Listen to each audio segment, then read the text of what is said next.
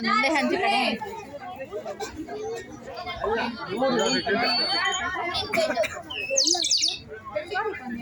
ಮನೆ ಎಂಟ್ರೆನ್ಸ್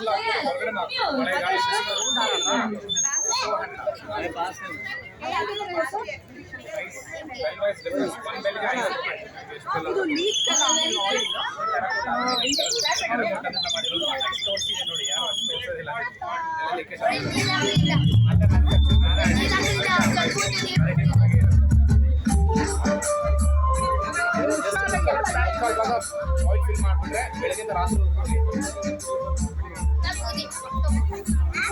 ಸರಿ ಈ ಕಡೆಯಿಂದ ಬನ್ನಿ ಸ್ವಲ್ಪ ಹಿಂದೆ ಬನ್ನಿ ರಜಾ